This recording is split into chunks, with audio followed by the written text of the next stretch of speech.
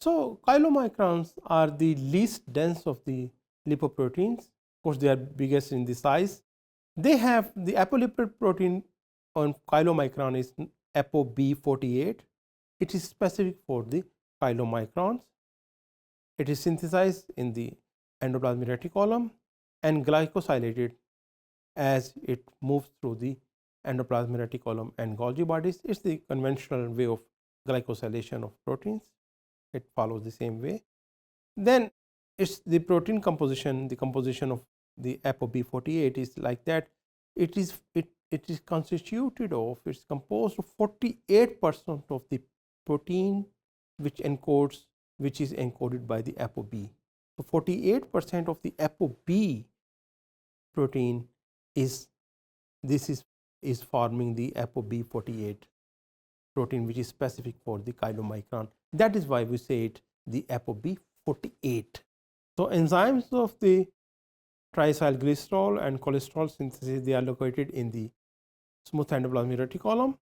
Then the microsomal triglyceride transfer protein, the MTP, it loads the ApoB48 protein with these lipids to make the very preliminary molecule of what we say the chylomicron. Once this loading of the lipids on this protein has been taking place, the protein ApoB48 I mean, then it is released in the lymphatic system. It does not go into the capillaries because of the reason that the size of this chylomicron based compound, this is quite large. So, it is more easily transferred towards the lymphatic system. This chylomicron is a nascent, very preliminary chylomicron. It is functionally incomplete, but while this moving through the plasma, its modification takes place, and its modification takes place because of the transportation of other apolipoproteins which become part of the chylomicron.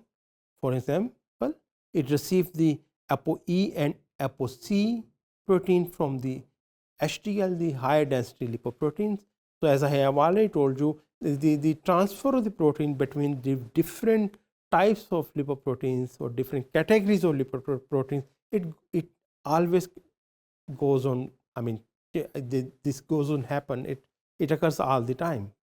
One of the function of one of these proteins, that is of ApoC2, which it takes from the HDL, that it activates the lipases, the lipoprotein lipases or LPL, which of course then degrades the triacylglycerides which are present in the chylomicrons.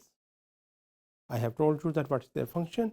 So, once the triacylglycerides are changed into glycerol and fatty acid because of the action of these lipases, they can be then fatty acids of course can be used in energy formation, which is their main function, either through glycolysis or through the by becoming part of the Krebs cycle, because at the very end of the fatty acid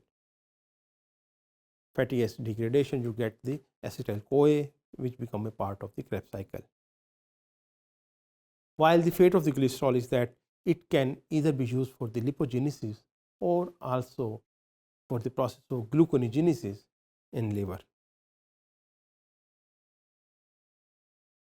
Of course, if there is a deficiency in these lipases or in the ApoC protein, what will happen that you will have more and more accumulation of TAGs, which leads to the hypertriacylglycerolemia, which of course in very simple words meaning that you get more and more accumulation of the triacylglycerides. So, more important than the name is of course no, names are important, but more important is that what they mean.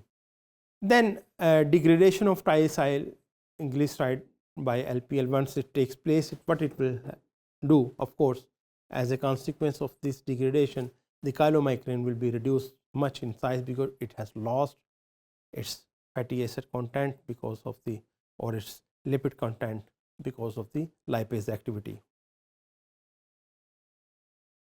The remaining particle of lipoprotein is known as the chylomicron remnant.